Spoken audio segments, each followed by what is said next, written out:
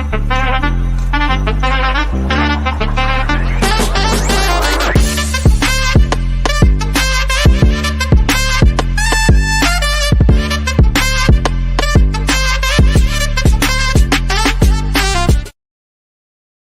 to Straight Facts with Dom Husam. It's Friday afternoon.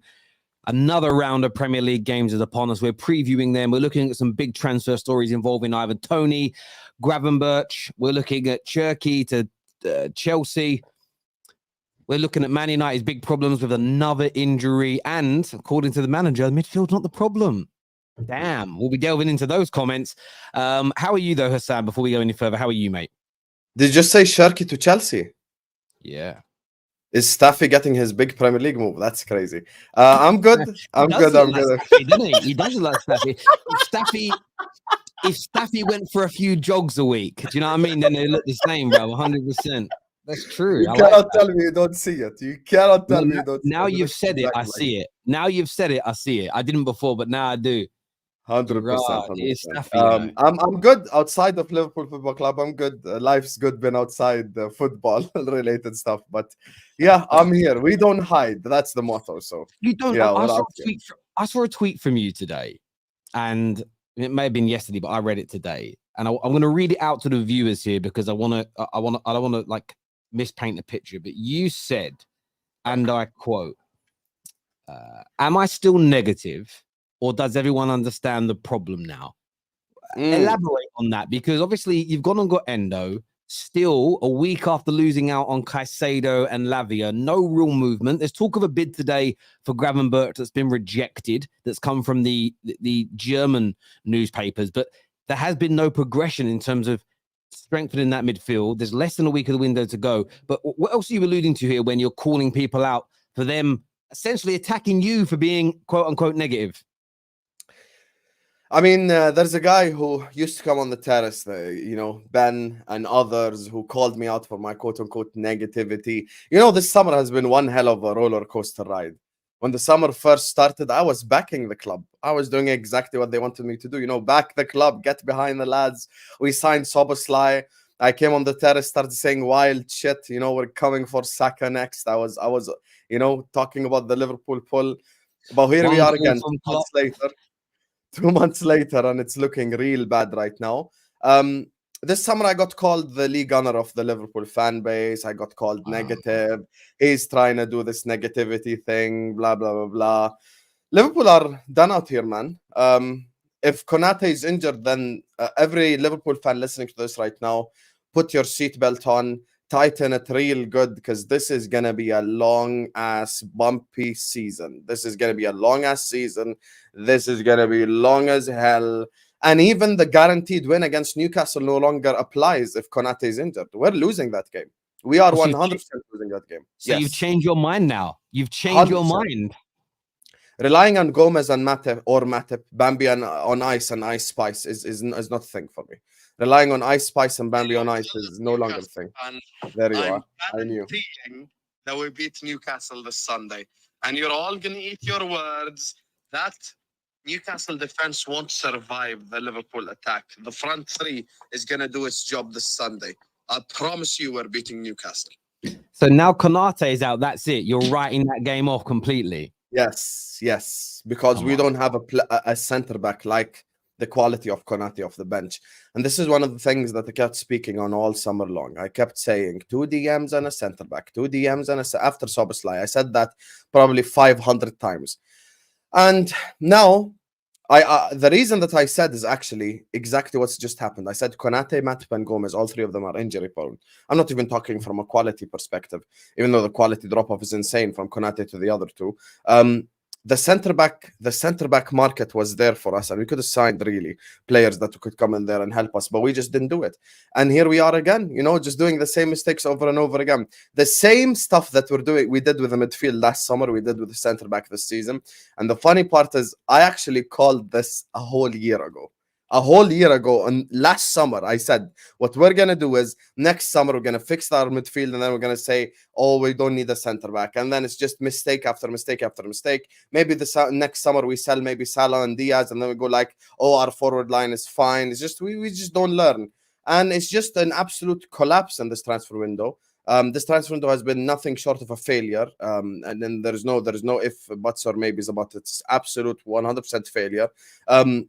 We had 9 players or 10 players leave the club, and there's only 3 who walked in. Endo's a panic signing. No one can convince me otherwise. If he was such a smart, shrewd business, astute signing, we would have done it 2 months ago, not mid-August. And if he's so good and such a gem in the Bundesliga, Dortmund or Leipzig or Bayern Munich would have wanted him, not Freiburg. So we already know the levels that we're acting at right now. And in my opinion, this could go from bad to worse in these next 6-7 days, because essentially we've got 6 days to save our season. That's how I look at it. We've got 6 days to save the season, because I think this team now, forget all the stuff I said about title contenders, forget all the stuff I said about any of that.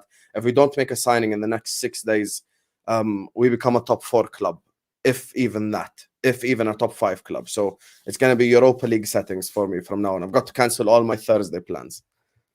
Do you know what's interesting about what you say there, mate? I agree with it. I say it, and I'm a Man United fan hating on Liverpool. There is, as your squad currently stands, I say it, and I'm negative for views. But this is the thing, that's just a default reaction from Liverpool fans that know you're speaking the truth, that cannot handle it. Right now, you're not competing for the title with City. So by the standards that your club holds, especially under Klopp, your Premier League season is by default already over by the standard you have. You're a top 4 team right now. If you don't sign another midfielder or another defender, you're in trouble in terms of even qualifying for that. When you look at the early signs from the Newcastles, who have started very well, the way Villa have started the campaign, Brighton, Spurs and Chelsea look like they're going to continue to improve this year. The only one that finished above you last year, who started the season poorly, has been Manchester United. But we turned it around after 2 games last year. Maybe they'll do it again. You guys should be concerned and worried. And I think any Liverpool fan out there who's playing down the problems that are at your club right now, all they are doing is they are servicing FSG, and they are making it easy for your owners to treat you in this way. And we saw the rumors yesterday of Mo Salah. And I saw your tweet made me laugh. The guy that does the drinking of the bleach and the jumping over the kind of the joke sort side of things. And I know Klopp has played it down today and said, there's no way he's not for sale. I don't believe it. I don't believe in totality that he's not for sale. I think if a big enough offer is made between now and the end of the window, not only would FFG consider accepting it, between them and Communist Merseyside, they would find a way of spinning it into a positive, as opposed to a complete abject cock-up if it was to happen. And I think for me, as a rival watching, as a Man United fan, I want Salah gone from Liverpool, because without him, you're a top 8 team. In my opinion, this season, if you don't buy the midfielders, if you don't spend that money straight away on adequate replacements. But yeah, you're right. Like, my club's had a really poor window. Now on reflection, when we look back at everything, we haven't gone and got the midfielders the manager needs, the defenders he needs. We're on the edge of giving Johnny Evans a new 1-year deal and signing Ryan Bertrand to cover at left back because Shaw's now out. That's just catastrophic. I saw some Ashley Young links as well. I don't even know if that's true or not. I wouldn't even be surprised. I wouldn't be surprised. I prefer Ashley Young, by the way, to Ryan Bertrand. But at the end of the day, fair enough. This is why I kind of get called out. So the Liverpool fans were saying to me yesterday that I never call out Man United on my channel, which I find to be one of the weirdest lies ever told. I don't know what's the biggest lie, Russia collusion or Terry doesn't criticize Manchester United. One of them is the biggest lie I've heard in the last 10 years. But Liverpool, we keep it on Liverpool for a minute. I just think your fans should be so angry and frustrated at the lack of investment, the lack of planning, and on top of that, it's the insult to injury, the salt being rubbed into the wounds when you see some of your biggest fan bases, sort of channels or publications or fans online, siding with FSG and talking about your summer and business and your squad as though it's perfect and there is no problems in paradise, which is why I call it Communist Merseyside. That's exactly the rhetoric of communist countries. Some of them don't even believe murder can exist because nothing bad can happen in paradise, can it? And this is the thing with Liverpool fans. They are their own worst enemy because you're almost allowing this to happen through your exception of it and you're defending of it, you need to call your club out. And look, you may in the end up signing Toney and Gravenberch and you end up having a really good season. But you can still bemoan the speed of work, the panic element of it in the end, because the execution still wasn't right. It isn't just about spending the money, it's about the overall practice. And I feel you, mate. And listen, on the Newcastle game tomorrow on the football, listen, I said it yesterday. I don't think they're gonna batter you scoreline wise, but I think they are gonna be the better team. And I think that might be a wake-up call for certain Liverpool fans. When like, oh God, because you played Bournemouth last week, won a goal down because of some dodgy defending, and then it was easy for you. You played Chelsea in the first week, so you're away from home, got a point. No one really said too much. But if Chelsea had a prolific striker, you lose that game. If Newcastle do beat you, and if they beat you comfortably, maybe that'll be the wake-up call you guys need. Or what do you reckon? There's a lot to unpack there. Let me start with the Salah thing, first of all. It's funny you're saying they might spin that into a positive. They've already spun it into a positive. No. You think they've waited? You think these guys would wait? These guys would spin us selling Trent as a positive. This is you need to understand, like, they would spin us selling Alisson into positive. The positive was 31 years old Mo Salah. We bought him for 40 million. We need to rebuild. We need the money. I will take the 100 M's right now. Blah, blah, blah, blah, blah. It's the same stuff. People don't understand. Every relationship in life, first of all, you said communist Merseyside. The problem is it's not even communist Merseyside anymore. It's communist outside of Merseyside as well, because there's so many people. It's like a positivity fetish. There's a fetish in the Liverpool fan base to just be positive all the time. It's just like, who can be the most positive? Yay, look at me. I'm so positive. I'm an NPC. You know the NPC challenge. Get behind the lads. Get behind the lads. Just NPCs. It's like you're speaking to a non-player controlled, like, fucking animation character in a game. It's just like, get behind the lads. That's all they say. Like, it's so weird. It's the same responses. Have you ever been to Anfield? Do you know more than Klopp? Do you know more than FSG? Get behind the lads. It's the same shit over and over again. And it's jarring because if you cannot understand what's happening at this football club and the signs are not slapping you in the face as you're watching Liverpool right now, then I cannot help you. I saw someone earlier on in this comment section, Lauren. She's actually someone who watches my content as well. It's like, Husam is too harsh on Liverpool. The signs are all in front of our face. The signs are all there. The problem is never going to be selling Mo or selling Virgil or selling Alisson or selling Trent or selling our world-class players. That's not the problem. That has never been the problem. That has never been the issue. The issue has always been us replacing them. This is the big picture that no one ever looks at. We replaced Gini Wijnaldum 3 years later with McAllister. Gini Wijnaldum was replaced 3 years later. I'm supposed to trust this club that couldn't replace Fabinho with 15,000 DMs available in the market to replace Mo Salah, who gets me 40 GA every single season for the last 5 years, who's essentially been the best player alongside him and KDB in the entire Premier League. If I were to say 1 and 2, one is either Salah, 2 KDB, or one is KDB, 2 Salah in the Premier League for the last 5 years in terms of consistency, delivering at the top level, all of that for the last 5 years, they've been there. So you're telling me I'm supposed to trust the club? I'm supposed to trust the club to get in a replacement. The reality is, whether people like to accept it or not, I know ability merchants won't like this because they're Jogo Bonito merchants. Go watch San Maximan. He's in Al Ahly now. The caliber of player that Salah is the Vinicius caliber player. It's the Mbappe caliber player. But we're never going to buy those players. Those players are not players that Liverpool Football Club buy. What is going to happen, because I can read my football club like a book, is as soon as Mo Salah's out through the door, Jared Bowen is going to walk in through the door. Or some random guy from Holland, that Bakayoko guy that we've been linked with for the last 2, 3, 4, 5 days from PSV or whatever. Some random player no one's ever heard of. And then he's going to walk in through the door and is like, here's your Salah replacement. And when it comes to this whole midfield situation, when it comes to this whole window situation and the Liverpool fan base, it's getting to the stage now where so many people are turning. So many people are making a 180 in their like attack on the football club, because they understand this football club is going nowhere, and rightfully so, because this football club really is going nowhere.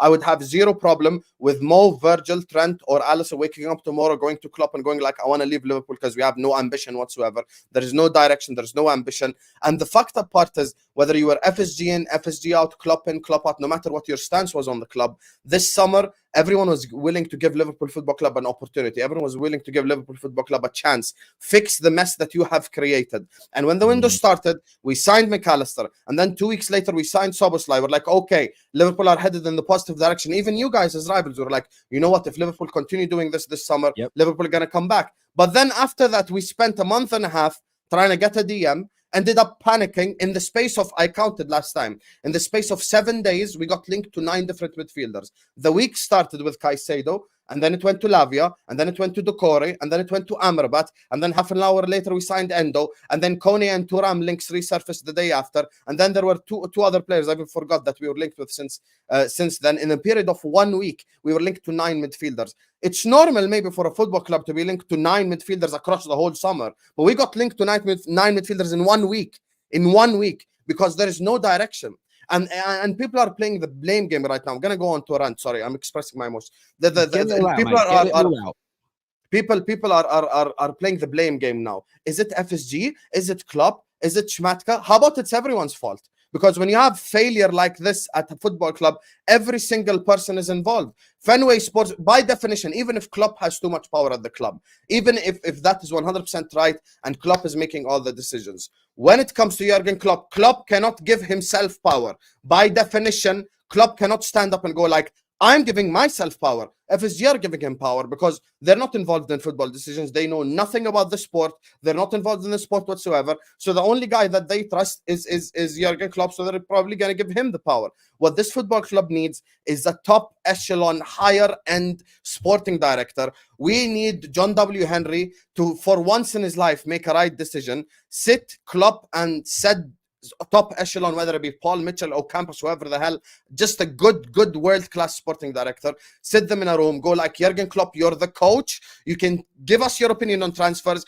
but this guy is going to be the decision-maker going forward. Or if you want, you can go speak to Michael Edwards, sit them down in a room with Jurgen Klopp, make them, hug it out and love each other so we can go back to making smart signings. Because there is no serious football club that agrees a bid before they agree personal terms. There is no serious football club that haggles over 4 million for 2 weeks and then decides to drop 110 on another player who has similar level experience, even though his quality is higher, but you get the point. And now we're stuck here having lost both and indecisive and all over the place. Crystal Palace has every right to take the piss out of Liverpool Football Club because it's 25th August. That's why they have the right to take the piss out of us. Everyone knows.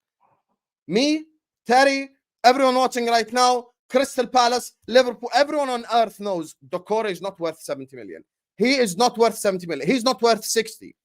Hell, he might not even be worth 50. He's probably in that 40 range.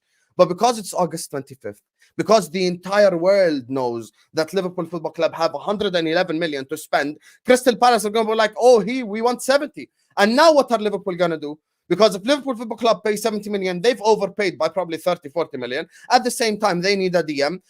We can't even make a decision about some Andre guy from Brazil that before this summer, 99% of the world didn't even hear about. But because of the links with Liverpool and other clubs in Europe, people started hearing about it. So for us as Liverpool fans, what I said earlier on, I got mocked last summer for doing a space titled We Must Act Now. I made the space title, We Must Act Now, and I got dragged on the timeline. I got mocked by Liverpool Twitter. We ended up finishing 5th.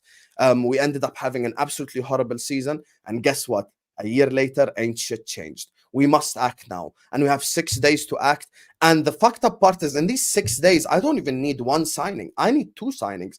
So the same club that has struggled to get a DM for the past month and some change now has to, in 6 days, get me a DM and a centre-back, or we're screwed. And when I say we're screwed, I'm not exaggerating. All you have to do is watch last season on repeat, because the centre-back problem is still there, Matip and Gomez. And also, 2 emotions I want to take people back to, because this is the thing I want people to not drop their standards. When we signed Szoboszlai, think how you all thought as Liverpool fans. Think how you all thought when Szoboszlai walked through the door. We're like, shit, we might be winning the league next season. We might be doing this. And there's another emotion I want to take you back to. When we played Bayern in pre-season, McAllister was down for 30 seconds. We all shat ourselves just because McAllister sat down for 30 seconds. Just because he was on the floor for 30 seconds. If our entire season is dependent on a McAllister or a Szoboszlai staying fit for the whole year, because some people think they live in utopia in which injuries are not going to happen, then That in itself is a problem. If we're that reliant on one player to go down, then that in itself is a problem. And we're sat here headed into another season, unprepared, unready. And this is the Cirque du Liverpool. This is the Liverpool circus right here. And the people that are making decisions at Liverpool Football Club are clowns. And that's the ultimate reality.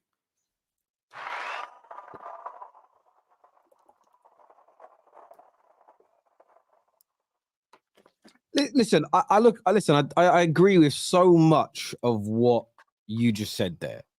And I think it's, typically speaking, when you say things, if you're being nasty and horrible about your football club and overly negative when things are moving in the right direction, I kind of get why your own fan base can turn on you. But when it comes to Liverpool, you've never really said anything derogatory about any particular player. It's just we need to improve in this certain area. We need to do better there. I see this being a problem. And you're not someone who is... we did a show the other day, obviously, with League Gunner. League Gunner, even with things that everybody thinks is good about Arsenal right now, he's angry about. You're not like that. You know, if you guys beat Newcastle at the weekend, you'll praise it, you'll be celebrating, you'll be buzzing, and you'll probably, for a few days, not even be negative about anything because you're in such a good mood over winning. So I think it's kind of wrong to label you with this, Husam is always negative. But I think the reason that people are triggered by you is because you are pulling off the Band-Aid, you're pulling off the plaster, you're revealing the wounds to everybody, and it's painful for them. And instead of trying to fix the actual problem, they're focusing on you. You're like the distraction. You're the projection of their frustration, because Liverpool Football Club and the fans, especially match-going fans, have created this kind of world where you do not criticize a club publicly. That is not how we behave. Says who? Yeah, you're not the arbitrators of what we do. In fact, this is the thing with match-going fans that annoy me. They act like they're the best and most powerful fans, but yet when it comes to action against your club, what are you doing? what are you doing about it? Nothing. None of you do anything. Yeah, you might hold a banner up, but you're doing nothing. And yeah, I get your frustration 110%. I want to go to some of these super chats that have come Just through. Before you go to the super chats, the only way the match goers would protest is if they increase ticket prices. And I hope that FSG wake up tomorrow and make one game ticket for Liverpool £150, because that's the only way we could get a protest. If they increase ticket prices, you'll see walkouts, you'll see FSG out protests. So I hope FSG increase ticket prices so we can actually get a protest going against this ownership and people understand what's happening. So yeah, that's the thing. I hear you on that, bro. This year, Husam, if Salah leaves, I will officially be FSG out along with my bro, because my main guy in fantasy, he's my main guy in fantasy. That will be a big L for me. He's got Manny here, the Arsenal fan. You're shameless. You're shameless. Epic that Man United and Liverpool have done so badly as an Arsenal fan, but I do feel sorry for decent supporters like you guys. I've been there for 20 years. And this I agree with that. I think my club and your club have both had underwhelming. I think this is prime opportunity for Brighton and Newcastle this season to become Champions League huge. club. And even for Tottenham and for Chelsea, who fell off massively last year, to go, right, you know, if we end this transfer window well and keep this feel-good factor going, because fan bases are so important, because the fan bases of Chelsea, whether you agree with it or not, or I agree with it or not, they're in a good mood right now. And as long as they'll win tonight as well, Chelsea, they'll batter Luton, in my opinion, and that feel-good factor is going to grow from there. I see it as Solomon's mouth spouting nonsense 24/7. That's not about you, Sarim, actually. Yeah, I get where you're coming from. Can Saudis just buy the club instead of our players? Yes, please. It'd be nice, wouldn't it? It'd be nice. We actually saw a link on Twitter like 24 hours ago with the Qatar thing. I don't know if that's true or not, but hey, I told the sheikhs, leave that satanic club. Come by us. Please come by us. Save us from the shit that we have to witness every week, please. Lee Gunner calls his club out all the time, but that's bad. No, I don't think it's bad to call your club out and have standards, but some of the things that Lee says don't make sense. Some of the things he says are not true. Some of the things he says are a fabrication. You know, it's funny, really, because he called out, he keeps saying he hates this inverted thing and don't give me none of this inverted nonsense, but then praises Pep for being the best manager in the world who inverts. He also quoted something today, Lee Gunner, going, the hipsters are in the bin, because he took a quote from Thierry Henry, where he said, of course, Xhaka got better last year because he wasn't making mistakes in front of his own defense because he was pushing further forward. That's the bit that when you say quote, is he back on Twitter now? No, it was an interview that he did. It was an interview that he did. So it was a bit from an interview. But Lee missed out the next two lines, which are the reason that Xhaka got better is because Arsenal inverted their fullbacks so he could push further forward. And that's what I mean by being disingenuous.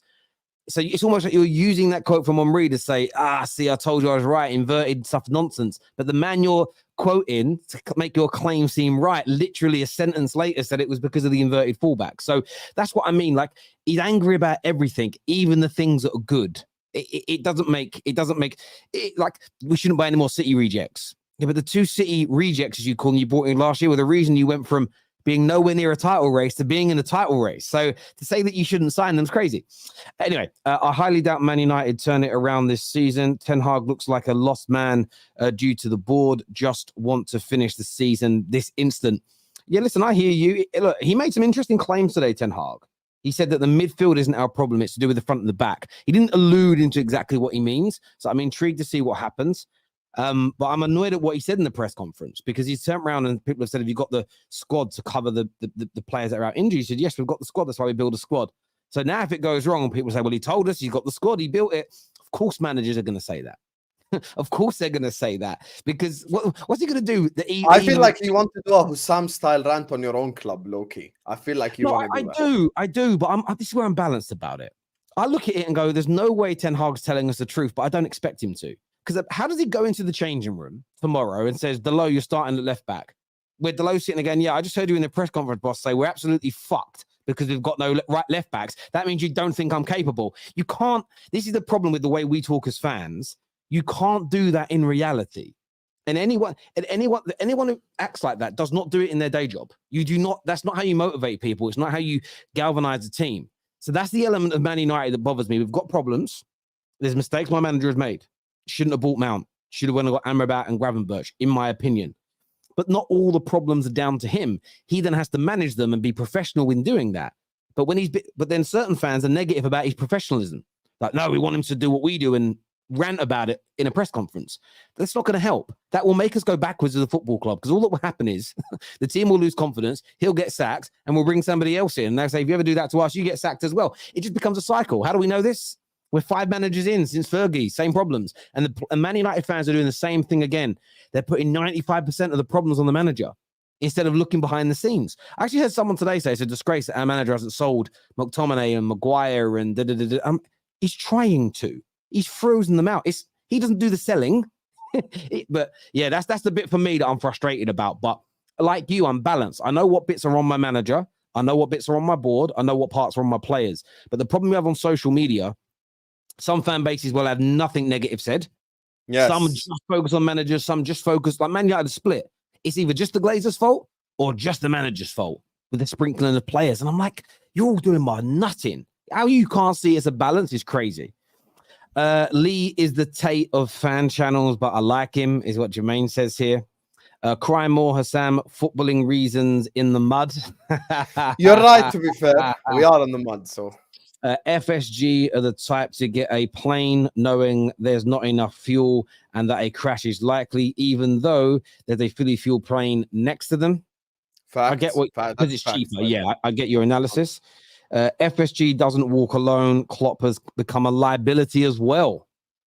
Yes, I said if we done it in prison sentences, I'm giving FSG prison for life, and I'm giving Klopp and Schmatka 5 years each, because I think they're both part of this. And I see you're a Wolves fan. Good luck against Everton. I hope you smash the shit out of them. 5 years, that's not bad. This says, how do you say that word? Is it? I'm not going to. Wallahi.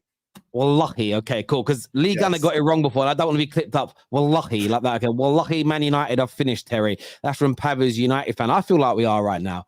I am dreading tomorrow's game against. We're home against Nottingham Forest. I should be buzzing for it. No new outfield players on the pitch. No left backs fit or available or that have kicked a first team ball. No new midfielders in. No number 9. Hopefully we play Martial. At least if Martial's there, Rashford can go back into his best position. We're in bits. Liverpool for Levy. DW. Who's sad? I don't know what that means. I have no idea what you're saying. Chike here says Don. He wrote Don, but he means Don. If Klopp doesn't win anything this season, Do you want another manager to get you back to the top? Also, how many push-ups can you do in a row? Because my boss set a town record of 150 in a row. That's a lot of push-ups in a row. That's a whole lot of push-ups. That's insane. Big up to your boss, whoever he is. I could probably That is do good 15 strength. push-ups in a row, 10, 12, 15 push-ups in a row.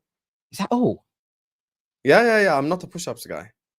Yeah, Fucking hell, I bro. live a different lifestyle, man. You need to get in the gym, bro. Yeah, I do. I don't really do push-ups like that or pull-ups. I don't really do any of these things. I'm probably at the most fittest I've ever been in my life due to health issues this year. I did some push-ups this morning there before I had a shower, and I did 35, like boom. So that's without training for a year, and I did 35, and I was like, it hurt a bit.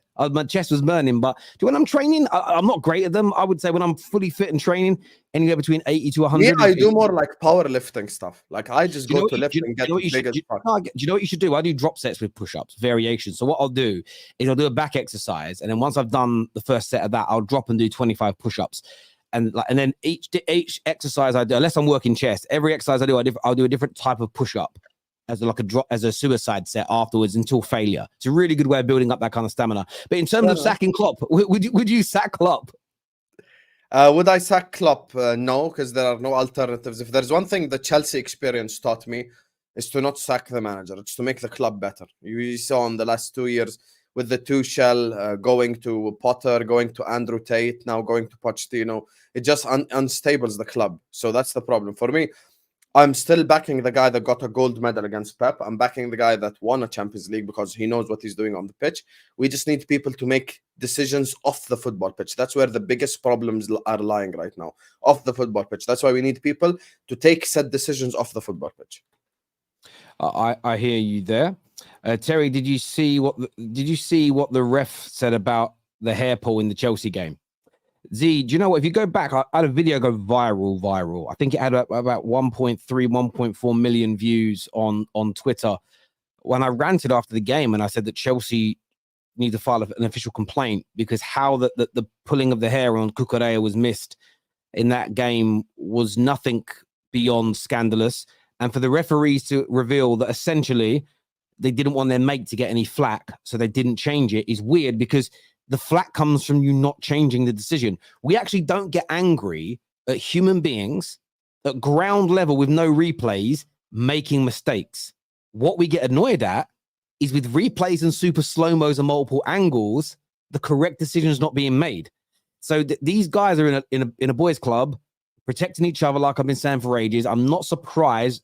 And the next scandal that's going to come out, and Dap said this to me earlier on today, will be the leveling up scandal. Oh, you know what? I gave that penalty against Man United because 2 weeks earlier they should have conceded one and they didn't. That's going to come out. I guarantee you, if Man United didn't get away with the penalty against Wolves that we should have conceded, we would have been given the penalty against Tottenham. But the problem is that's an eye for an eye mentality, and then the whole world goes blind. You can't work like that. Yes, we caught life. Doesn't mean you go, right, we're not going to give you the next decision. You're meant to.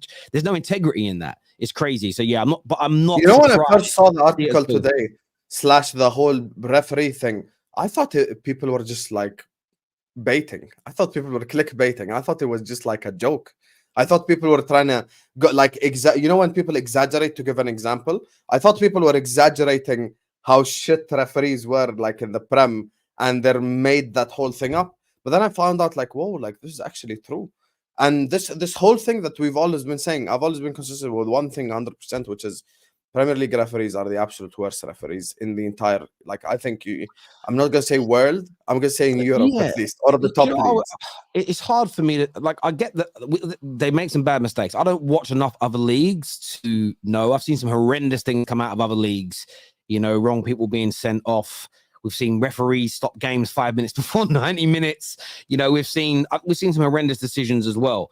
But this is a scandal, and this needs to be thoroughly investigated because this almost feels criminal because it's a conscious decision to not give right decisions. And who knows? Again, in one particular season, if it happens to your team 3 times and you don't win 3 games, that could be anywhere between 6 to 9 points you lose. That could be the difference between Champions League qualification or not, which is the difference between an extra 80 to 100 million pound into your club, which could be the difference between the trajectory. It could get you relegated. as an example. Sheffield, remember when the goal crossed the line and the goal line technology wasn't turned on? As soon as they discovered that, they should have gone right. The replay show it did cross the line. We're giving you the goal. Like it's a scandal. Here, this says Big Cherry. Is Salah bid an intentional distraction? No, it's not. Al Ittihad really is interested in Mo. It's been reported by Al Jazeera. Al Jazeera is not Al Jazeera is like is essentially the Sky of the Middle East. The Sky Sky Sports Sky of the Middle East is not going to be interested in Liverpool getting distracted before a game. Not everything PR, you guys. Not everything. No, that's true. A good friend of mine, Mo, not Mo, who's on YouTube. I used to work with him at Barclays. He's Egyptian, and I spoke to him, and he said the press, the credible press in Egypt, is talking very much about this deal. They feel that Mo wants it to happen, and they're focusing very much on what he's been offered. He's been offered a percentage, hasn't been revealed, of the TV revenue that would be generated through Egyptians subscribing to beIN Sport. So you want to hear the crazy part? In Egyptian currency, he's a billionaire. That's on their business news. So who's a billionaire? In Egyptian currency, he's a billionaire. That's 6 billion Egyptian pounds. What he was going to get. It's crazy. Man. And then on top of that, like if he actually, and then if he earns, even if he earns 10%, there's 100 million people live there. Just say 35 million households suddenly start subscribing to beIN Sport. I don't know what that costs a month. Say it's £10 a month, and he's getting 10% of that. Ridiculous amount of money. So of course it's definitely real.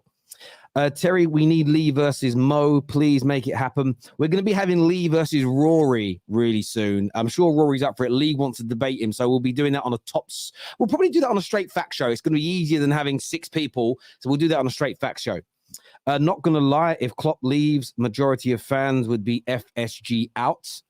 Probably. There would still be some people who are FSG in, but I think you're right in that sense, and I kind of disagreed with a couple of people 2 months ago. But now, Sarim, what you're saying makes sense. Maybe Klopp walking could be the final nail in the coffin. It could. I'd take relegation this season if the Glazers leave. Do you know what? Damn. Part of me gets it. Husam needs a good Chelsea rant to feel better now, is what Jay Moore says here. That's Wait funny. till you find out my prediction for the game later on. Jeez. Arsenal fans who have seen the fall from grace era, so 2005 to 2018, will understand what Liverpool fans are going through with the positivity comrades trying to put the realists down. Big up you two, is what the football. I love the fact you use the word comrades there. I honestly love it. Like because it fully is like a war at this point. Do you know what's crazy about it? I said that about Liverpool about 4 years ago, like communist Merseyside, and I see other people using it that I don't even know. I don't know that they watch me. It's just spread. But it's a and I thought of it. I never studied communism. I'm not really interested. But I watched the film with Tom Hardy. I can't remember what it was called, but it's based in Russia. And there's a moment in it. There's these children being killed. It's really sad. But the families aren't allowed to ask for a murder investigation. They just say, oh, the kids got hit by a train. But this one body was found like 5 miles from a train line. And it's based on a real story. And one of the lines that was said in it is, of course, your son wasn't murdered because we live in paradise and the murder doesn't happen in paradise. And when I was watching the film and I remember sitting at home and I went, that's like Liverpool fans. They don't believe anything bad can happen at their football club because it's paradise. And that's where it all started from. And it's spread massively. No, it's not called Sound of Freedom. That's a very new film. It's called something. I think it might be called Case Something or whatever else. I'll have to have a look. Tom Hardy, Russian film. Anyway, Mailing Sar and Galadog for you, my friend. Is that Gallagher? Maybe Champions League winner Hudson Odoi as your Salah replacement for just 85 million. Big up to the both of you. By the way, like we might be getting Ryan Bertrand at United, but at least he's a Champions League winner. Oh my God, Terry. Someone here says, check my agenda. I don't have an agenda. Chatting, but it's true. That's it. Charles 44 is what it's called. It's true. And most Liverpool fans didn't agree with me, but a lot of them now do. Terry, we need Lee versus Degal. Maybe one day. Lee, Northside versus Rory and Degal. Should we do it, people? Like a 4-way threat match. What's it called with 2 versus 2? With tag team. Tag team match. That's maybe what we should do. That'd be fine. Manny's suggestion is wild. You wouldn't, Terry wouldn't be able to even host. There's just gonna be all out war. I would turn around. I've already said to Lee, if we do this, you've got. I will be muting people if they shout, because the only way it will work is if each party are allowed to answer thoroughly and then ask questions, and those questions get answered. It can't be, so what did you make of X? And then the answer's about ABC. It's like, no, you got to answer that question. Otherwise, I cut off what you're saying. I'm going to have to be really strict with it. Otherwise, you end up in carnage. Terry being sneaky, trying to create a viral for right versus left fight. Far right versus far. No way, Anthony. You just said that. He just called Igala and then far left. Yo, I love this channel, man. If not a gal, I will team up with Rory, is what Manny's got to say here. Yeah, that would be crazy. And yeah, RIP to, I don't know who Bray, I know he's a wrestler that passed away at 36 years old today. I don't watch wrestling, but yeah, of course, RIP to him. Some makes the Hardy Boys are my favorite. But when I was a kid, the Hardy Boys were my favorite because they jumped off some high-ass ladders. That stuff was skillful. I know it's fake, but that was skillful and dangerous. I like the Dudley Boys more. Pretty. You don't remember the Dudley Boys? So much anti-communism is Western propaganda, though. Most communist states we have had are authoritarian. I'm not even getting into it. Like, it's a bit of a joke. It isn't meant to be serious, bruv. Like, it's not a real thing. Speaking of Chelsea, you already mentioned them. They're looking at Cherki. There's talk that Chelsea is still really interested in him, and that the talks could advance in the coming days to kind of improve them from an attacking point of view. What's your thoughts on him as a player coming into Chelsea at this stage? Who, Cherki? Cherki, yeah. You know, man, like Staffy making his Premier League debut would make me so proud. It's just, you cannot tell me you don't see it. I just want everyone who watches the terrace, because you guys all know what Staffy looks like. Just think about it. Just think for a second. Does Staffy look like Ryan Cherki? And just think about it for like 10 seconds and you would find the similarity. I'm trying to get a picture of Staffy. You cannot tell me this doesn't look like Cherki right here. You cannot tell me this is not Ryan Cherki 2.0. This is Ryan Cherki, but like you said, maybe a little bit of time in the gym and he would look like him. I think with Chelsea signings, Ryan Cherki is not what they need. I've said this before, and I'll say it. First of all, okay, let me save my transfer thoughts first before I head to the game. Chelsea need a robot. Chelsea need one of them cyborgs who put the ball in the back of the net. You know how when you start an argument, always people go like, other than goal scoring, what does he do? Chelsea need a player that other than goal scoring does nothing. They need someone who genuinely just puts the ball in the back of the net. I have never seen a club cry out for a goal scorer as much as Chelsea Football Club. And the messed up part is they actually haven't had a goal scorer since Costa. So this isn't a new problem. They've had this problem for the last 5-6 years. With Cherki, he's another one of them, good technically players type thing. And it's just kind of the same ingredients. Like, okay, you have all this technique in the team. Who's going to score the chances? Who's going to put the ball in the back of the net? There are a few ITKs, funnily enough, linking Darwin Núñez to move to a Chelsea. So that's the weirdest transfer lie I've ever seen in my life. It really is. Yes, it's ITK talk only. So it's nothing journalist or whatever. But they do need a Darwin Núñez type player who's going to score you 1 out of 3 chances. Just put the ball in the back of the net and that's it. You know, like you look at the Chelsea West Ham game. Jackson, I think, if I'm not mistaken, missed like 2-3 chances. You need someone to put one of them away. Suddenly it's 2-1.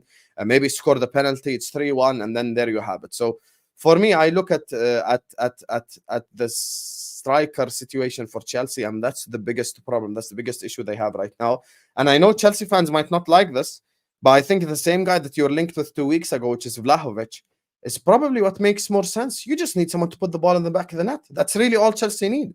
And all this waiting on Jackson to suddenly become that guy. If you want goals now, then you need someone like that who could just scores goals. Simple as. Yeah, look, they need. Listen, I think Cherki's very, very, very good. But I do agree with you. They need a gunman. They need a bagsman. They need someone to put that ball in the back of the net. They looked at Balogun. I mean, the players have looked at Balogun I like, but young, fresh, raw. The Brennan Johnson links are madness. And I know Fabrizio played it down, but other outlets have said, no, there's genuine interest. The fact they're not in for Vlahovic is interesting for me. The only thing I can think of is that we know that he's changed agents and we know that Arsenal, we'll get onto them later, are looking at an £80 million bid for Ivan Toney. Maybe Chelsea are just thinking, look, it's not ideal, but maybe we're just going to have to wait until January, because I think a lot of clubs are going to fight it out for Ivan Toney. You know, and it's almost a shame from a bidding war point of view that he got that ban, because if he was available this summer, I think Arsenal, Chelsea, Spurs, now they've lost Kane, and Manchester United would all be fighting out for his signature. And that's the one thing I would say. It would be such a waste for him to go to Spurs. Such a waste of a huge talent. Yes, waste of time. Spurs fans don't like me, but I don't give a fuck. But their club ain't serious. So I'm not trying to see Ivan Toney, who's a Liverpool fan. I want Liverpool fans to do well. Well, at least most of them. I don't want Ivan Toney to rot in that shit football club. So Arsenal or Chelsea at least win things every now and then. Spurs, I'm sorry. Like, he'll just waste his career. They wasted Kane's career. I'm trying to see Tony's career get wasted too. Yeah, if you've got Chelsea and Arsenal and Man United and Spurs all coming in for you, even though Man United are nowhere near their best, like, think about this. Funny, if you actually look Spurs at is the last place, basically. If you look at the last 6, 7, 8 years of football, it's probably been Spurs' best period in Premier League history. But Man United worst. And we've still won 4 trophies to their none. So it's almost a case of, you know, picking Spurs would be crazy. I look at the situation and think to myself, January is going to be interesting, because if, for instance, by then Jackson's scoring goals, Chelsea might not look at him. If Gabriel Jesus is fit and they're playing well, but they're not scoring enough, Arsenal might. If Højlund starts off and actually and he's playing well and scoring at Man United, we might go, hang on, £80 million now for when you've got Højlund scoring, might not going for him. However, if Højlund's struggling, then you might go, right. It's really going to be about how all our strikers are performing come January. That's the only area where I think Spurs have a chance, is if all our strikers are delivering and Richarlison isn't. Then you've got a space where then he should stay at Brentford. Well, listen.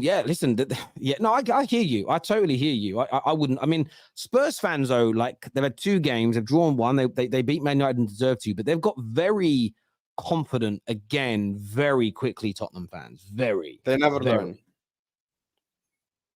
The same people. I think that the most logical thing for Ivan Toney is probably Arsenal, to be honest with you. I think Arsenal Football Club makes the most sense, even with Jesus in there. Tony's by the way, the reason why Jesus is a striker, because based on ability, Joga Bonito, passes, all that crap. Toney does that anyway. Toney does that and scores goals. Just because his name's Ivan, I'm sorry his name is not like Ivaninho, but he's very good on the ball. He's a very good passer. He can play make with the best of them. Like, he can pass, he can create, he can score goals, and he has power as well. Maybe the one thing he's lacking a little bit is pace. That's the only thing maybe I'd say against him. But other than that, all the other attributes, I think he has, and he could become a top striker. And I think if you offer him the same exact contract from all 4 clubs, I think Arsenal makes the most sense from his perspective, because Jesus is never going to be a match for him. And if Arsenal continue to go in the direction they're heading in, then he could win. And as I predicted them to do this season, he could win leagues there. If they keep elevating, they might win a Champions League as well. So I think Arsenal makes the most sense. 100% Arsenal makes the most sense for Toney. And I think he would actually elevate Saka and Martinelli too around him, because defenders would start occupying Toney, which would allow space for Saka and Martinelli to run in behind as well. He could play the Firmino role thing and score goals at the same time. That's why I think he's that guy, man. He's that guy. Yeah, look, it'll certainly be interesting to see. I mean, I don't know how quick he is. I've never actually looked at stuff. I'm just trying to find stats now on what his top speed is as an example. Most players, you Google what their top speed is and it tells you straight away as an example, but I can't seem to find one for Toney. So maybe it's not, as you said, maybe it's not particularly quick because they haven't printed it anywhere. But I think overall as a footballer, I think he's excellent. And I haven't really ever understood and I want to make sure I say this in the right way. There's been a few people out there who have kind of just like, they disregard him. And I've never really understood why he's been disregarded. Is there a stat here I'm looking at? No. Is he on that list? The fastest players in the Premier League right now. I'm just trying to see it now. Jesus, quite old. He's not going to be on that list, is he? No. Where we going at? Right. No, I don't know. He's on that page, but I can't find it. But yeah, I think he's a very talented player. And I'd like him at Manchester United. If we could have bought him and Højlund this summer, I'd have been really excited about the progression of our attacking line. But as we said with Chelsea, that's what they need. You mentioned tonight's game. Are you? What are you predicting something mad for tonight? You think they're going to drop points genuinely to Luton? You cannot believe that.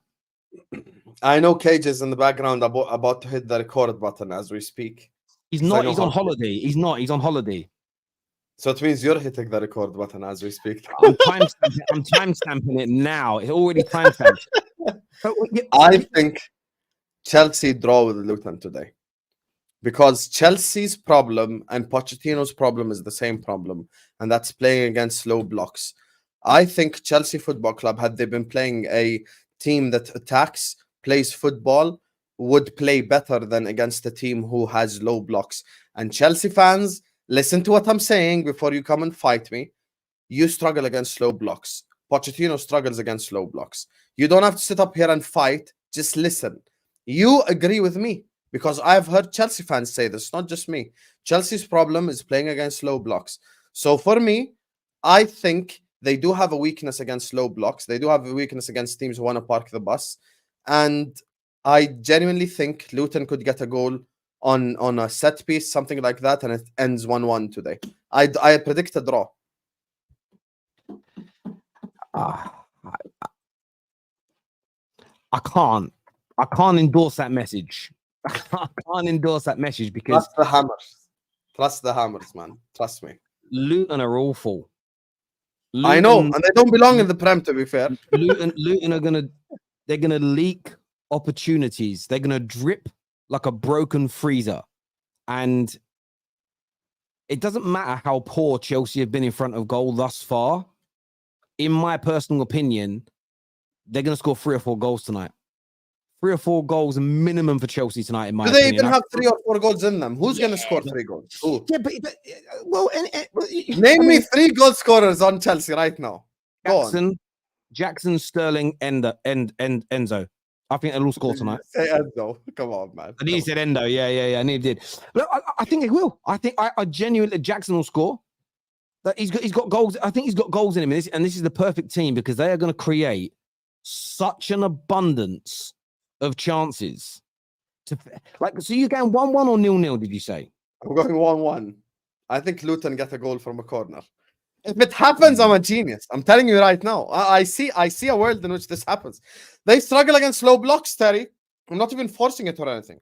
They struggle against low blocks. Pochettino struggles against low blocks too. So it's the same thing. Telling you right now, the Hammers did it, and it's time for Luton to do it as well. The Hammers done it. Now Luton, I'm looking at you, Luton. It's time to deliver. What is your personal agenda with Chelsea? Why don't you like them very much? I'm a 90s kid, so I grew up on Benitez and Mourinho anyway, and I can't stand Chelsea Football Club. And Chelsea were the first Man City. Chelsea were the first fake club. Like, Chelsea were the first, I'm now a Chelsea fan club. Like, people, like, just out of nowhere, you start looking around you. I'm like, I'm a Chelsea fan. I'm a Chelsea fan. I'm a Chelsea fan. No, you're a glory hunting prick. That's what you are. Because if you're a 90s kid, when you were 10 years old, 11 years old, 12 years old, Chelsea just started winning then and there. Like, when they won their first league title, I think it was in 05. People like, oh my God, this.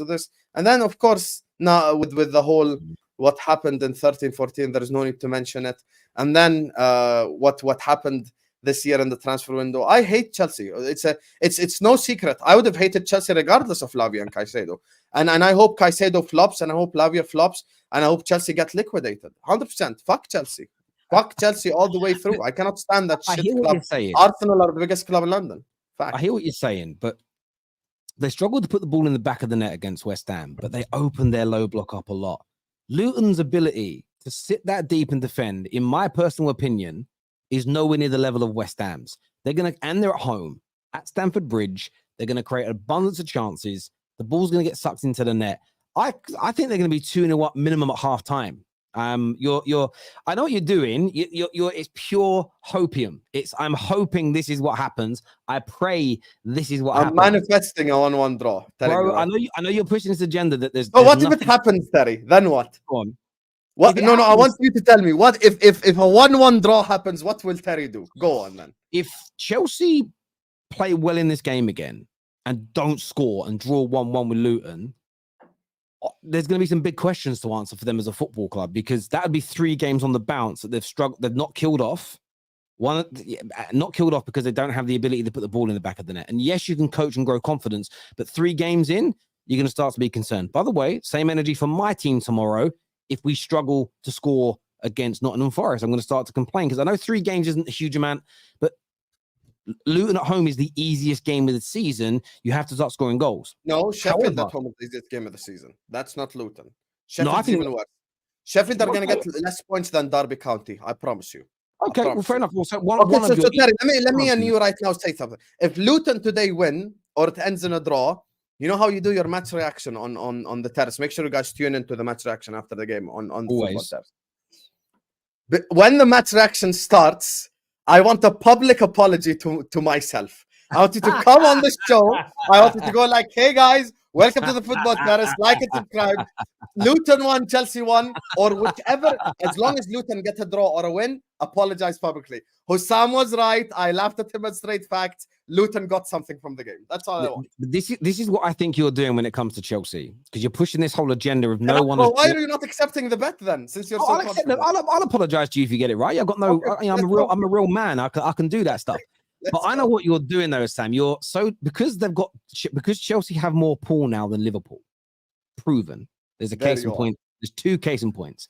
You've been like sliding this narrative in that there's no footballing reason to join them.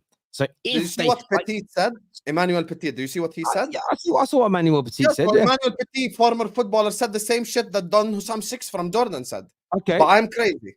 So if we're going to take what I will agree with you on what Emmanuel Petit said. If you agree with the thing.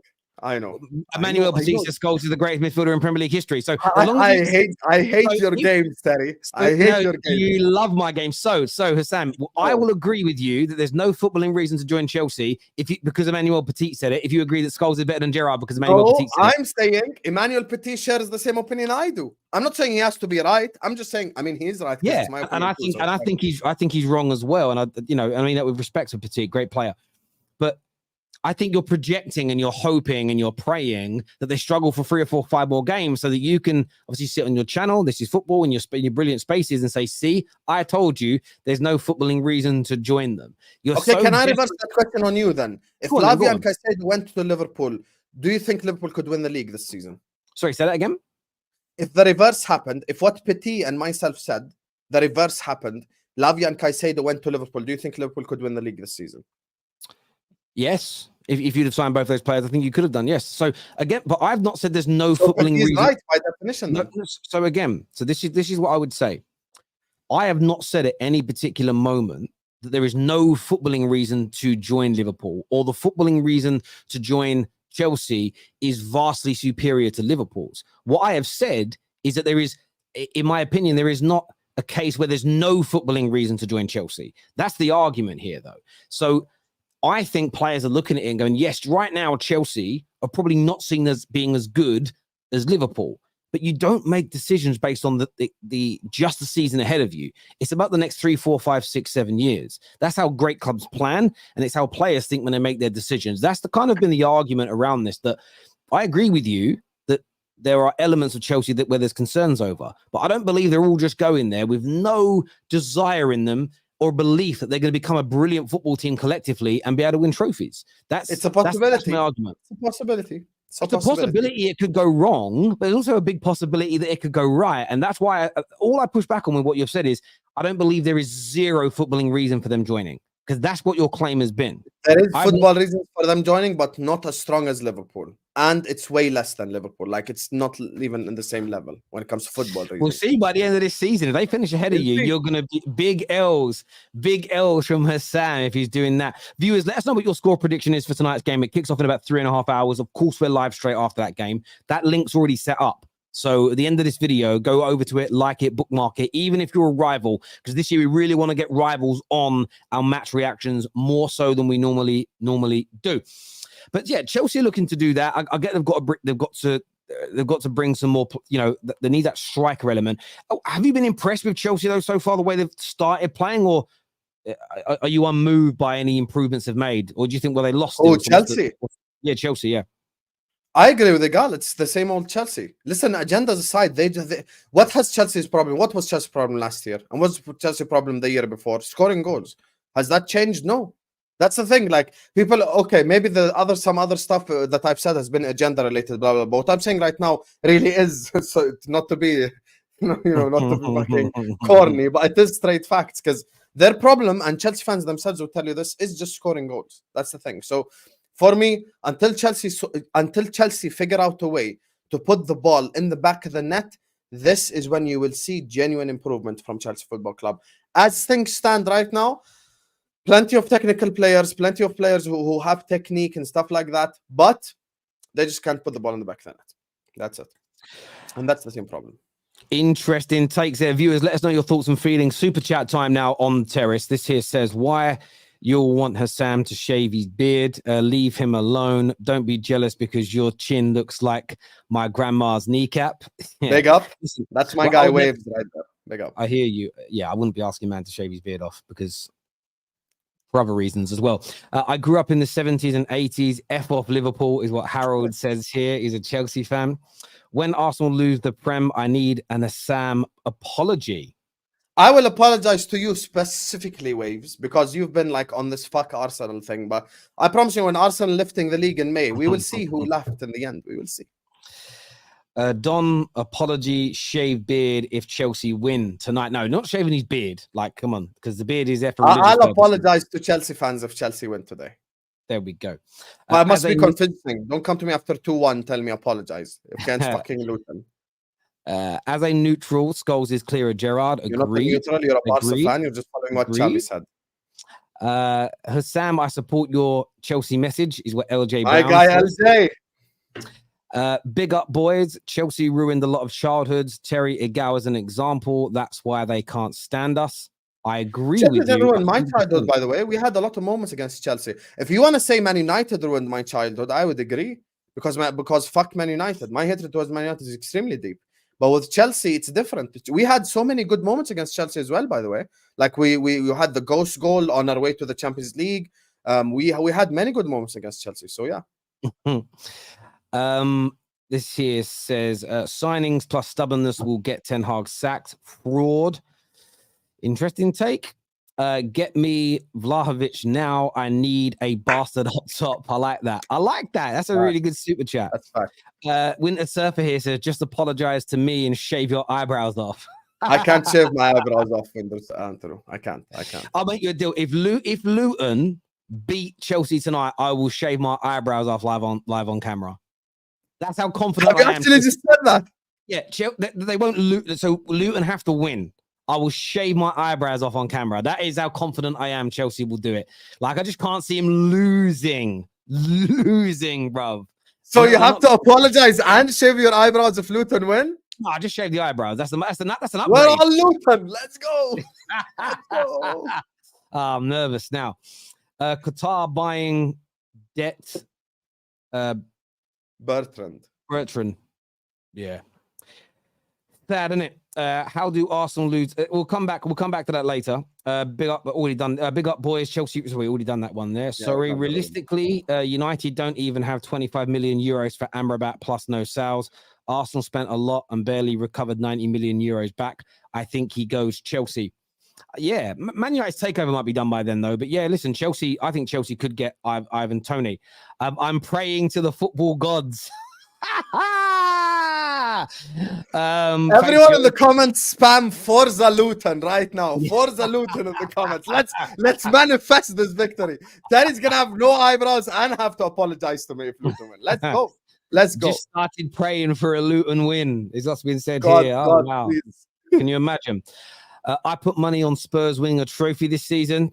Well done for just losing money. You just lost money. 100%. You just lost money. Mate, if Spurs win a trophy this season, I'll shave my balls on camera. No, I'm joking. That's a joke.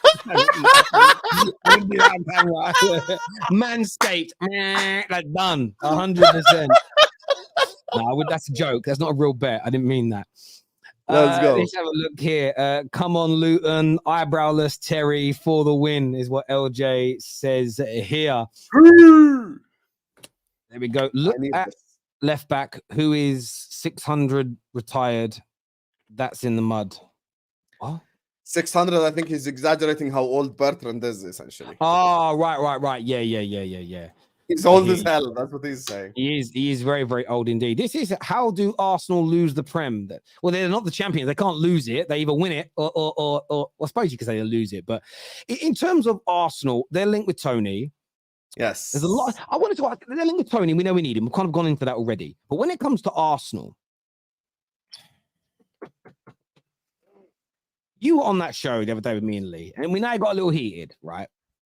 Do you understand the lack of anger from certain gooners towards their club? Equally, the lack of cap from some of the TPFs, the toxic positivity crew. They are literally the epitome of like the left versus right craziness, where for me, the answer's nearer the middle. Are you confused by it at all, looking as an outsider in? I mean, I'm not a toxic positive gooner or a negative gooner because I ain't a gooner to begin with. So I'm looking from the outside looking in. And I think Arsenal have reasons to be worried and they have reasons to be excited. Now, I'm looking at it more from the excited perspective because I don't think City are the team that they used to be. Now, I know they won their first 2 games, but I think City are going to slowly, start dropping points in certain games as the season progresses. I think Arsenal are going to win the league this season, and I stick by it, unless they get crazy injuries to Saliba or Gabriel, God forbid, or maybe one of their star players. I think they've got firepower everywhere. I think this is the Arsenal league title season right here. It's been written in the stars. This is Arteta's 4th season in charge. He's going to do it this year. And I think what they've done this season is they've invested smartly. They've spent smart money other than Havertz, because I still stick on my opinion with Havertz. I don't think he's that guy. I think from the rest of the standpoint, though, when you've got Partey and Rice in the same midfield alongside Odegaard, you've given Odegaard so much freedom because of the defensive abilities that Partey and Rice possess together. And even the game tomorrow against Fulham, we might as well just speak on it. The Fulham game tomorrow, Fulham are no match for Arsenal.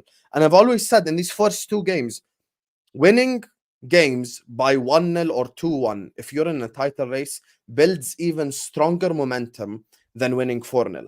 I've always been of the belief that 2-1 wins are better than 4-0 wins in title races, because 2-1 wins build real belief. They build real momentum. They build real sense of we can win this game, we can win this league type thing, because it gives you a kind of comeback feel to it. Now, the one thing I'll say about Arsenal, they need a killer up top, whether it be Saka or Martinelli, to step up this season. One of them this season is to step up, or both, and score around 20 goal marks. That's why I said earlier on, Toney probably fits Arsenal the most for me. So I think one of them needs to step up this season. And I see Arsenal doing really well this year. And I don't think Arsenal fans should be worried. And I think Lee Gunner, and I said this to his face, was going over the top. I don't think Arsenal are like, oh my God, it's panic and we need this and we need that and blah, blah, blah. I think Arsenal are good to go, man. I think they're good to go. Arteta just needs smart rotation. And for their own sake, they need probably a bit of an easy group in the Champions League as well.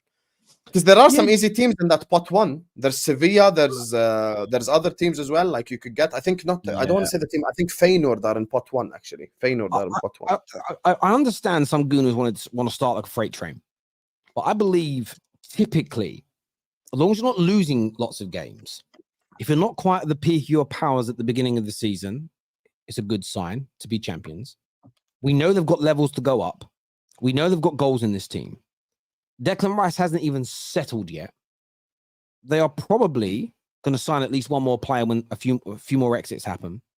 I think Martinelli and Saka, as young players, are going to show another level this year. I think Saliba is going to improve this year and go to another level again. And he's already shown signs of that, Saliba specifically. Exactly. So if you suddenly got Saliba at a higher level, Saka at a higher level, Martinelli at a higher level, they've brought in Rayo, who I think will improve their goalkeeping area. And if he doesn't, Ramsdale's going to up his game, so he'll be even better.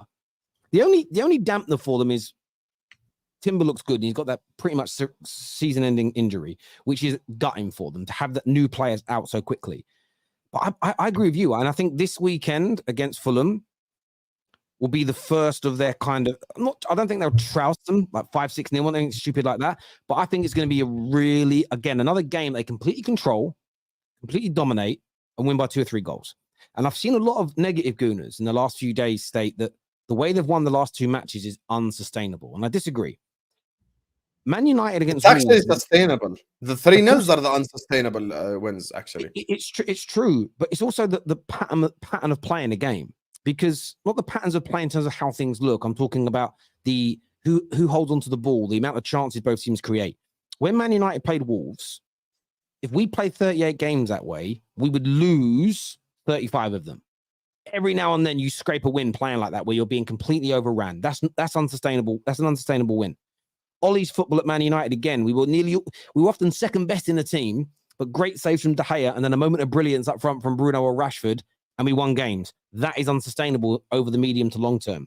But dominating the ball, barely conceding a chance to your opponents, and the only thing really missing from your game is a slightly better clinical edge, which we know they've got, because last season this Arsenal team scored the most amount of goals in its Premier League history, including back to the days when they had the Wrights and the Henrys. This Arsenal team got levels to improve this year, and that's if they add nobody else to this team. And so this is what I have a problem with. The Crystal Palace game. What chance did Crystal Palace create? At the end there. I dare anyone right now listening, in the last 15, 20 minutes, name like two, three chances. There was one chance that came in, and the player who volleyed it, and I forget his name, and it was blocked by Saliba. Decent chance. Outside of that, nothing. They did nothing. Other than as they dive, basically, there was nothing for Palace anyway. So we need to stop acting like, you know what it is? It would be unsustainable if Palace peppered Arsenal's goal and they got away with it, and Ramsdale was making, you know when it's unsustainable? Liverpool at Anfield last season, where Liverpool peppered the crap out of the Arsenal goal and Ramsdale was man of the match and he made like 15 saves in the second half. I agree with you. But what did Ramsdale do? What did Ramsdale do against Palace? Like, that guy could have had shisha. Like, it was that, like, it was, they were relaxed even after the red card. So that's the thing. I don't think there's nothing wrong with Arsenal. See, the word unsustainable performance was used as we said, when your goalkeeper is a man of the match regularly, that's unsustainable performances, as you've said. But some Arsenal fans have tried to shoehorn that in to them narrowly winning their opening 2 games of the Premier League season, and it doesn't fit as far as I'm concerned. They've tried to shoehorn in that buzzword, and it isn't quite working. And that's what negative fans typically do when they're not balanced, is they use things that have been, they use phrases and analysis that's been used in the past for poor teams, underperforming teams where you want managers out, and they try to find a way, as I say, to shoehorn it into the current situation they're in. It's like most of the summer, they've been talking about, we need to buy a prolific number 9. And they've been saying that because they know they're not going to buy one this summer, because it isn't the key holes in their team. The key holes were improve the defense and improve the midfield so we don't leak as many chances, because it was the highest goal scoring season their club has ever had in the Premier League. The number one key component to fix that, to fix the team and get them to the next level, wasn't more goals. It was conceding less and being harder to break down. And the irony is they're not at their best yet, and they've been harder to break down and score against in the last 2 games. They got caught with a very good counter-attack at home. And that is an element which I understand the negative gooners criticizing. I get that. But it was an isolated moment. After they scored that goal, Nottingham Forest, you guys shut them down, and Arsenal nearly scored. It wasn't like suddenly then for the next 15 minutes, they've been peppered with counter-attacks. They stopped it.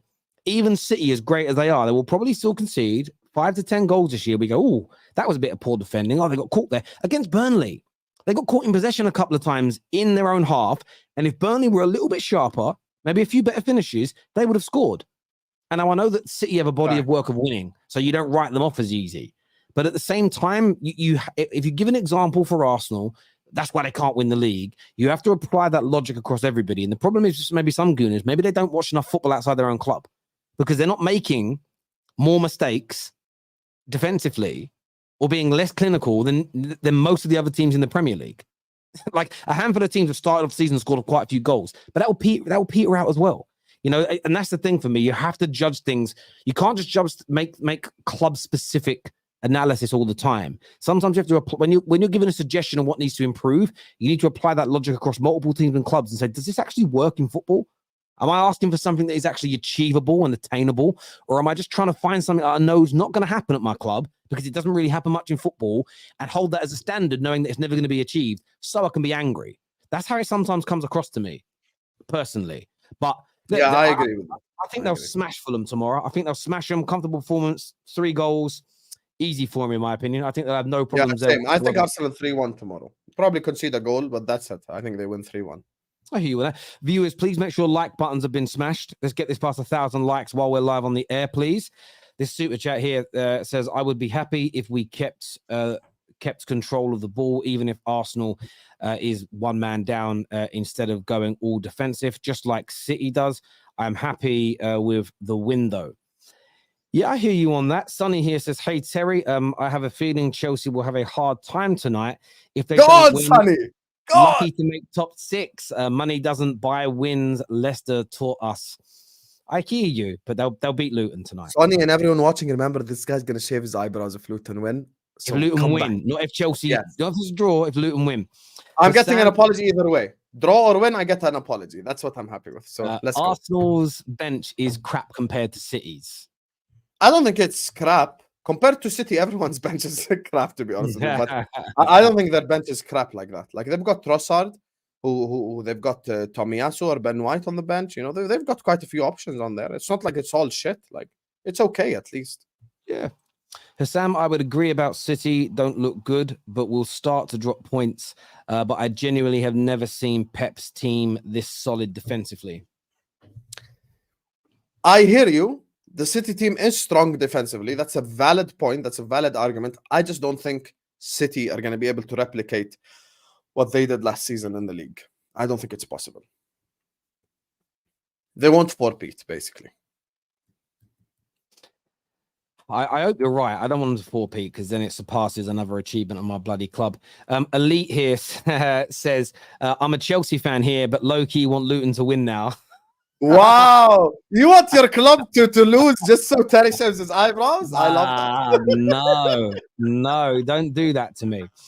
In terms of Man United against Forest tomorrow, how do you see that game going? That's funny you ask that, Terry, because I predict a draw as well. That's another game I predict a draw. You know how much I think this game is reliant on Ten Hag. I think if Ten Hag switches things up, he plays Sancho false 9, Rashford on the left. Just goes back to a couple of things he did in preseason. I think United could win this 3-0. But I think if he goes back to the same thing without Mount, of course, but he goes back to the same thing, which is Rashford as the striker, I think it ends 1-1. Forest played well against Arsenal. Man United, just like the biggest rival, are also having a very underwhelming window. I don't think you've really done that smartly this summer, to be honest with you. Neither have we. So it's kind of the same problems for us both. That's why I said Brighton and Newcastle. This is your opportunity to take the top 4. Yeah. I think Nottingham Forest have made a few smart signings this summer. This Morello guy that they've just signed as well is a very smart signing, by the way. And I think Forest are solid at the back, at least solid, not necessarily unbelievable or anything. And I think they could get a draw tomorrow. But it depends if Ten Hag changes it. If Ten Hag changes things around, they could win 2-0, 3-0. You know what it is? I'm just, because of the last 2 performances, it's not even about wanting to win. Of course I do. I want a performance more than anything else, because the weekend after we go away to Arsenal, and barring Anfield, in the last 5 years, away at the Emirates has been the hardest place for us to go. Even at the at the Etihad, we've had some results in the last 4 or 5 years. We've had some results. Not brilliant, but we've had some results. Away at Arsenal, away at Liverpool, we don't. And if we go into this game away at Arsenal on the back of a poor performance against Forest, or maybe even dropping points with the injuries that we've got, and already the fan base is doing this madness where it's building up this pressure on young Mainu. That's not going to be back for the Arsenal game, by the way. Doing it to Rasmus Højlund as well. Oh, when he's in, we'll be fine. Don't put that pressure on this kid. Don't put the pressure on the kid that he's going to solve all our problems, because you're going to set him up for failure. So yeah, I'm really worried about. He'll probably come off the bench anyway, right? He's not fit to be in the. He only trained once with the first team. The manager said he won't be on the bench tomorrow. I hope that's he won't be on the bench. Yeah, I'm hoping it's a mind game. I'd love the starting lineup to come out at 2:00 tomorrow, and Højlund's on the bench and he gets 10-15 minutes. But he's more likely to start on the bench against Arsenal. Hey, according to League Honor, if you're fit to be in the squad, you're fit to be in the starting lineup. Hold that, Lee. Graham Souness punditry, that is. Do you know what I mean? It's a weirdness. It's not the 70s anymore. Do you know what I mean? It doesn't quite work like that, you know. But yeah, I'm worried. I'm worried about the game. I think we'll win, but I think we'll win and be playing badly, though. I think we've got more than them. I think we'll be better than them in terms of scoreline. but I can see some hairy, bloody moments in this game again because I don't even know who's going to start. Ericsson probably in the midfield. But you're right. We've either got to play Martial or Sancho in that. You might not like it, but McTominay makes sense from a physical perspective. Yes, McTominay might need to come back in and play in this game. The fact that we haven't gone this week after those performances and bought Amrabat makes me feel sick. He's reportedly available for 21 million as well. I don't know what the hell. Some of these clubs, man. Both our clubs. Just it's. We need him even worse than you, if I want to be honest. So it's crazy. I don't know what we're doing, to be honest with you. It's crazy. Look, I think we'll win tomorrow, but I'm more desperate for a quality of performance that one raises the spirits of the fan base, and secondly, because it was our third game last year, it was actually home against you lot after we lost our opening 2 games, and everyone said we were going to lose, and we played well and we won. There was suddenly like we could relax a bit, and I want, as a Man United fan, I want that. I want to kind of watch the game and be able to enjoy the rest of the weekend, enjoy Newcastle slapping up Liverpool and everything else without that kind of noise in the back of my head that we lost. Husam here says Arteta got depth, and that's how he's kept all his players sharp and match fit by keep involving everyone and being unpredictable. Lee Panic is a negative fan. Lee Panic.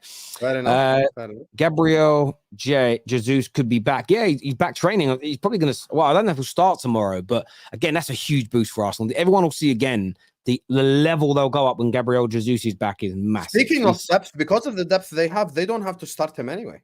They could just play Trossard and Ketia. Like they'd win anyway. So I don't think Arsenal fans should be worried at all about this week. 100% they should be worried. No. Arsenal's bench is rubbish. Oh, sorry, we've done that one. Yeah, I don't think it is rubbish compared to them personally, and I think they're going to keep getting stronger. I would still like to see, again, I wouldn't like to see this as a United fan, but I think they need to add, I'm still so confused that no one came in and bought Kudus. Very confusing. Very. How the hell did he end up with West Ham? Me and you spoke about Kudus to Chelsea and Arsenal probably like for 2 months in a row, and he ended up going out of all clubs. He ended up going West Ham. He would have been such a smart signing for Arsenal as well, given the money they signed him for. He's going to end up at one of the big clubs for an obscene amount of money. The price. Yeah, it's definitely going to happen. In my opinion, he's so goddamn good. But we will. Can I give you an honest opinion? Out of the 2 mid-table clubs that he could have moved to, I don't know if you could classify as West Ham and Brighton same level, but West Ham did win the Conference League. I think Kudus would have benefited beyond belief had he moved to Brighton. Honestly speaking, I think he would have gotten unbelievably good under De Zerbi, and they play Europa League football this season as well. Stylistically, he should have gone to Brighton. Twisted here says, Terry, have you got it wrong about Kudus? No, I haven't. I think the clubs have got it wrong. I think the clubs have got it wrong.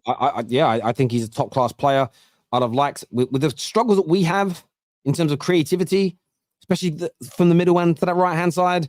I'd have loved him at Manchester United. The fact that he's half the price of Anthony as well, and he can beat a man and go on the outside. How much did he go to West Ham for? 44 million. So let's break it down to Twisted, because Twisted loves to be edgy. So Twisted, this is the guy who could play right wing, he could play false 9, he could play midfield, he could play number 10. Technically extremely gifted, has experience, Champions League experience, played in the World Cup, very versatile, good with both of his feet, and young. What more can you ask for? That's literally exactly what the doctor ordered when it comes to a 40 million pound player.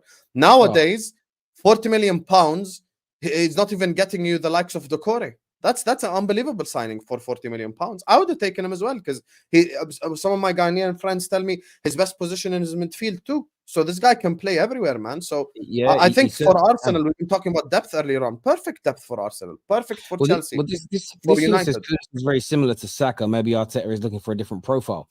This is the thing. He could cover Saka. He could cover Odegaard. He could cover the striker positions. He could cover 3 or 4 areas. He can be an attacking midfielder.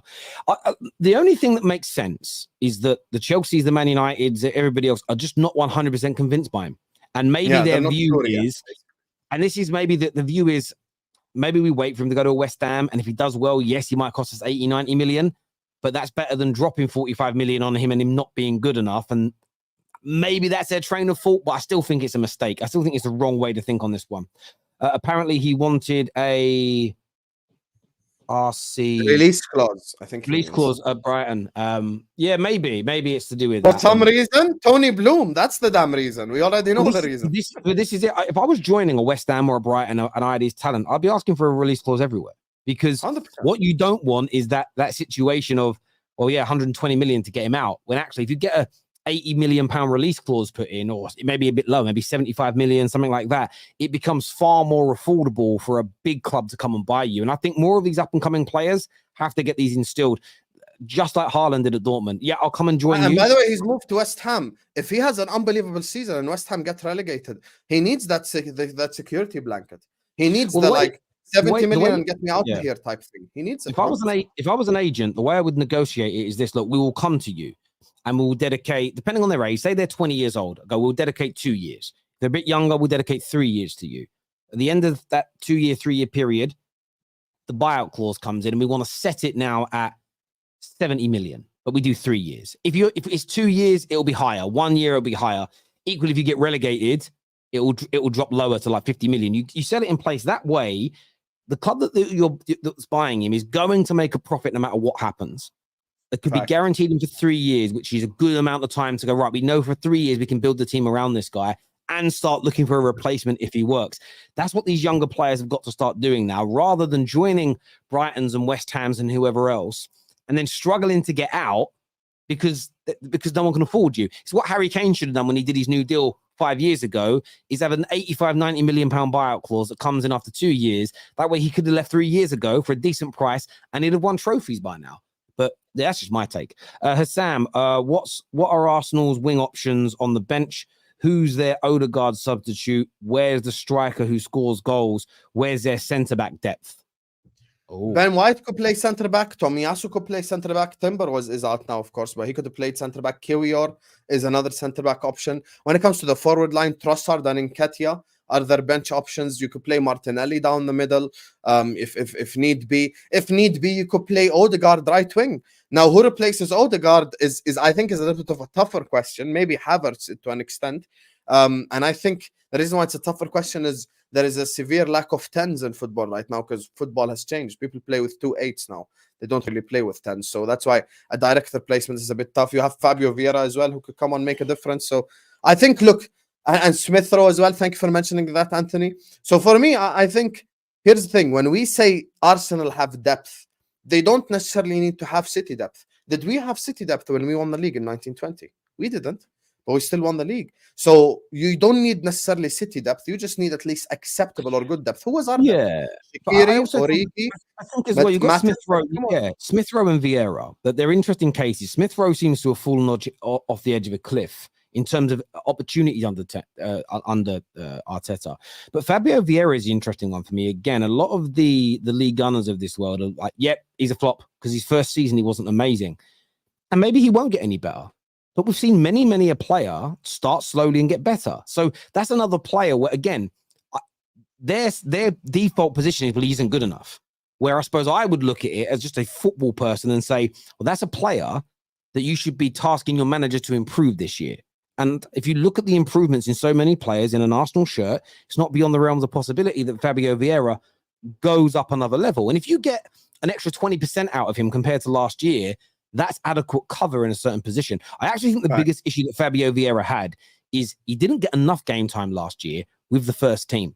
And that's because they rotated to much weaker teams in the Champions League. What will happen this season, it doesn't mean it'll work, but it's a different scenario, is when that rotation happens for Champions League games, the team will be a stronger team he's playing with. So instead of like Fabio Vieira coming in with at the time, is it Marquinhos on the right and Nketiah ahead of him and Nelson on the left and a midfield of El Neni and Lokonga behind him, this time he might be coming into teams where he's surrounded by the first team, but he's just in place of Odegaard. That's a very different scenario. Now, that doesn't mean he's anywhere near Odegaard's level for you, but it's easier to perform when you're surrounded by quality and to build your confidence than when you're surrounded by the rest of the fringe brigade. Because I've seen at Man United, the John O'Shea's, the Wes Browns, the Jasper Blomqvists, the David Mays, to name just a few, who when they've played with the main 11, well, the main 10, because they're the 11th player, they've looked fine. But I've seen League Cup games where you've had all of them in teams together and we get beat by a League Two side because together they're not that good. So you have to weigh these things up. So look, I'm not saying they're world class, but at the same time, we've seen a lot of bench players leave clubs and do nothing. Like we've seen a lot of people that are bench players for big teams that have won major trophies that leave and do very little elsewhere. But when they're coming on as a bench player, surrounded by quality, they look great. I'll give you an example of a player like that. Asensio at Real Madrid. When he was playing in games when he was younger with all that star quality, he looked really good. As soon as that star quality left and they needed him to up his levels, he weren't quite there. But he was a good bench player to come into a game when you're playing bottom half the table or slightly lesser teams and you go, right, we're going to give Odegaard a rest this week and bring you in, but you're surrounded by the rest of the quality. That's what Arteta's got to get right this year, in my opinion. So I think there is another example. Great example. Husam, would you sign Bakayoko to play alongside Endo? Drinkwater might also be on the market. Yeah. Jimmy, I want to see if you're laughing tonight when you end up drawing to Luton. I want to see if you're laughing tonight. Please don't lose. I will like my eyebrows. You had better players and a better manager. Yes, we did. Yes, we did. That is a fair 100% correct argument. However, I think this Arsenal team is on the rise. Listen, I don't want to keep doing Arsenal prop waves. Can you actually stop? Like, I don't want to keep doing Arsenal prop. Arsenal going to win the league, man. Just trust me and wait and see. This guy. You keep making me do Arsenal prop. Come on, man. Remember, it took Xhaka 4 to 5 seasons to flourish, and these fans bigged him up. Yeah, that's what's crazy. The same people that are now crying that he has left, the same guys that said he was a flop for 4 years, but yet they won't give Fabio Vieira any time to improve. That's why it doesn't make sense to be angry about everything all the time. Fabio Vieira is a GA monster, even when playing crap. Yeah, he's got an eye for goal, and I think he could do something for you. Listen, people, I want to thank you all for tuning into the show today. I really do. We're live after Chelsea versus Luton tonight, so please make sure you're all back for that. Husam, always a pleasure to speak football with you, brother. Viewers, I appreciate it. Hit like button, subscribe, turn on bell notifications. Until next time, take care. Goodbye. God bless. And we'll see you all again very, very soon.